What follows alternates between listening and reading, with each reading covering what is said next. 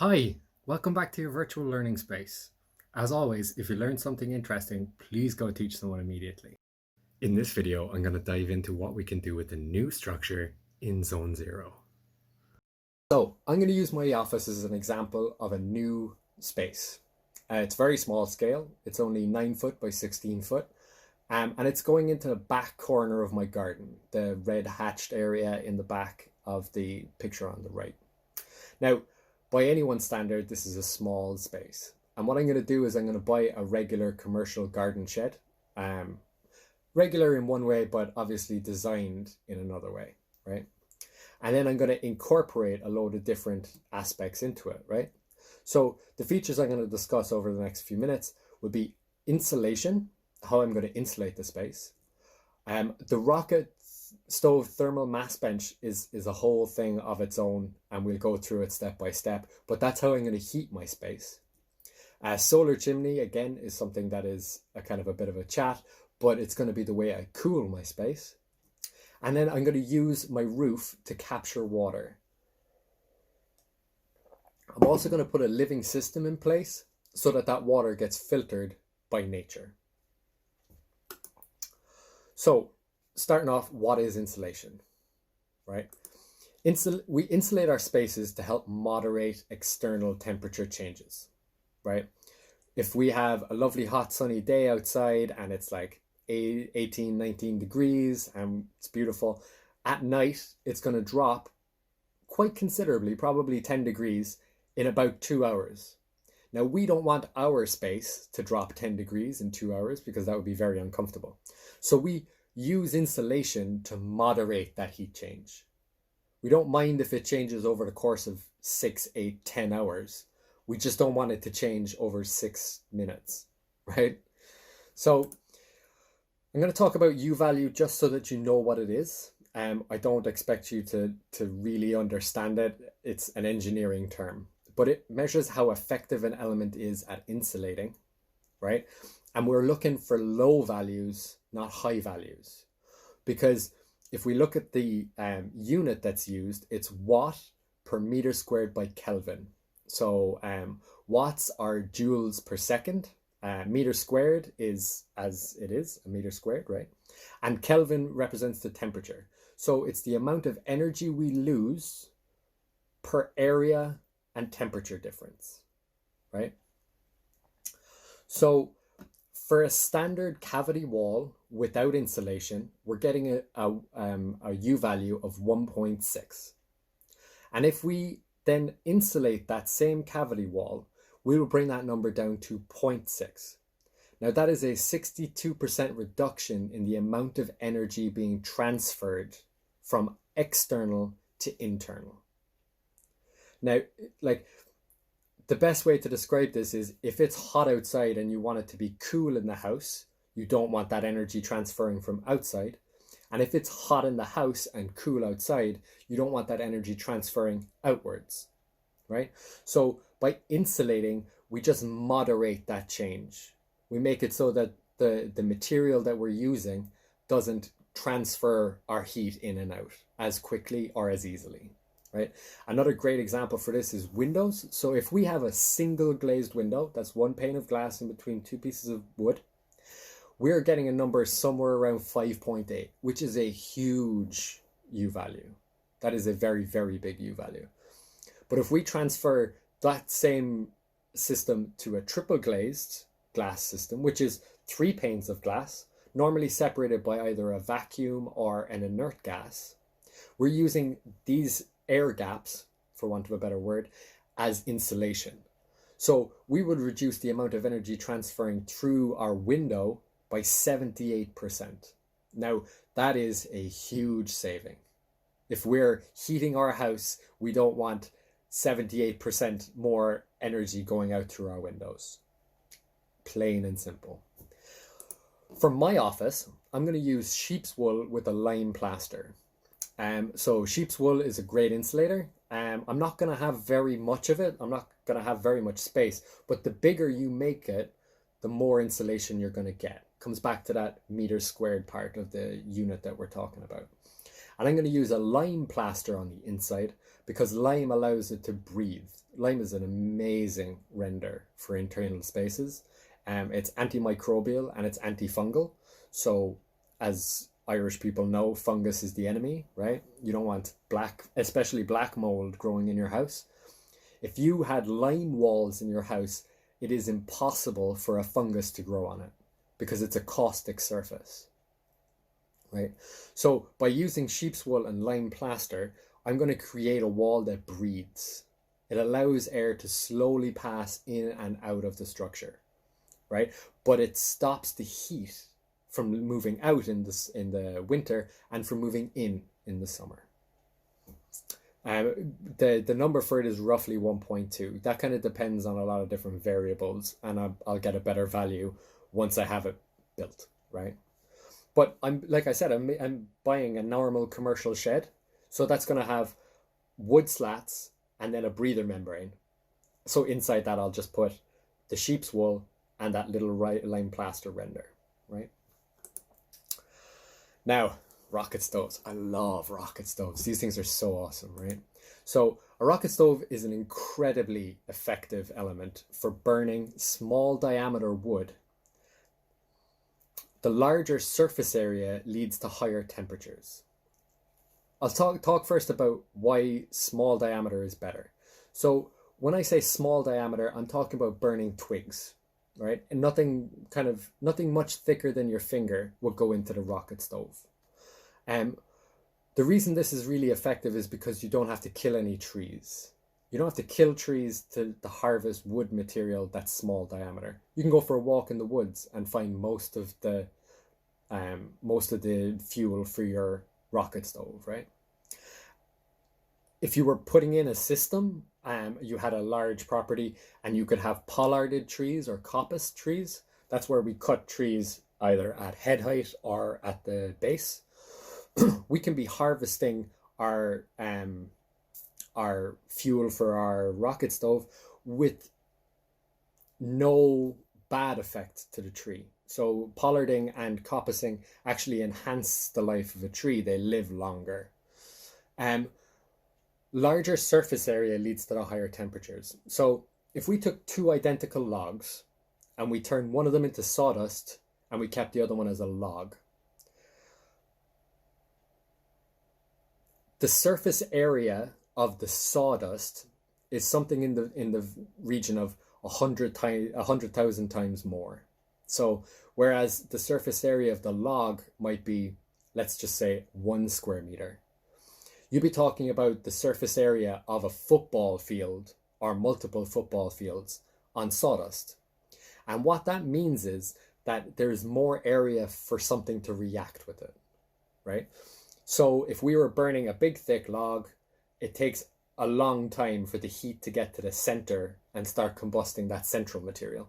But if we're burning like a tiny little stick, it gets in there super quick. So we're creating an awful lot more heat, and we're using something that's more replaceable, more sustainable, more regenerative for our systems. I'm going to talk about a J-type rocket stove. There are two types. There's a J and an L, and it's just about the shape of the burn chamber, right? This is a cross-section of a rocket stove. And as we can see, it's got 3 distinct areas in it, right? It's got a vertical feed tube. The feed tube is where we put our sticks. This is not where the fire is. So the fire, as we see, is in the horizontal burn tunnel. And what happens is, as the fire gets started, it creates a flow and it pulls in its own air. So we don't have to stoke a fire. We don't have to use a bellows. It self-ventilates, right? And on the other side, we've got the heat riser, where very, very hot, smoke-free air is allowed to rise up, right? So the process is self-regulating. It's self-venting in that respect. We don't have to stoke the fire. We don't have to give it oxygen. It's sucking in its own oxygen. And the reason it's called a rocket stove is because it sounds like a rocket. It's like when we get it firing, right? It's almost like a blowtorch. and you'll see the fire. You can look down into the feed tube, and you see the fire going that way, and there's no fire coming up at you. That's because of this system. It pulls in its own air and it expels up through the heat riser. It's also very clean burning. That's because of the high temperatures that we were just talking about. It tends to combust an awful lot more of the oils and particulate matter that would normally be in dirty smoke. So like the blacker the smoke is, the more chance there is particulate matter in it. Tiny little bits and pieces floating in the smoke, right? But we will eliminate almost all of the particulate matter by burning it that hot. It's just like we're talking about the difference. Normal log fire somewhere between 500 and 600 degrees Celsius. We're talking about burning things at like 12 and 1400 degrees Celsius, generating tons of heat. So moving on from what is the rocket stove part, we're now going to move on to what's the bench. What do I mean by a rocket stove thermal mass bench? So we have the same J tube, right? It's on the left-hand side of the diagram here. But the butts needing warming area, right? That is the thermal mass. And how we do this is by capturing that hot air, the hot exhaust, and we send it through a long, like a labyrinth basically, so that as it slowly gets cooler and cooler, it's letting that heat into a big thermal mass.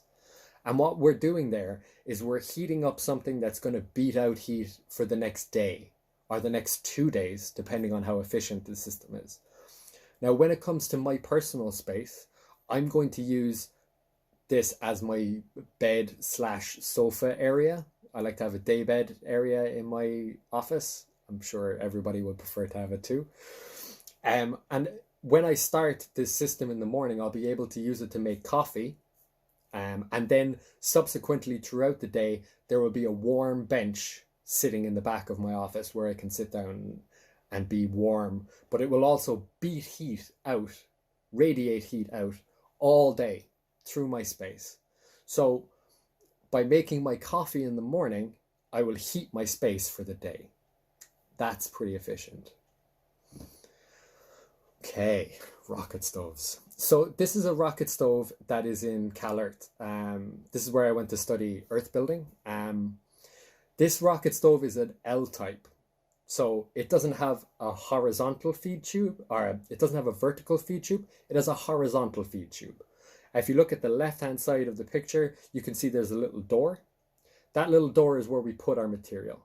And it burns the same way. It burns horizontally and then goes up into that heat riser, which is contained within the steel drum. Then the smoke goes down and into this bench area here on the right-hand side, and then back up and out through the exhaust, which is in the middle of the picture. There are 3 holes here, and there are cleanouts. So because we're cooling the smoke as it goes through the system, we're going to get the various products that have been vaporized coming out in our system. So we're going to get oils and particulate matter falling out before it's ever entered the atmosphere, right? And what we can do is we can take off those little caps and clean the inside of our system and more effectively use those products. For example,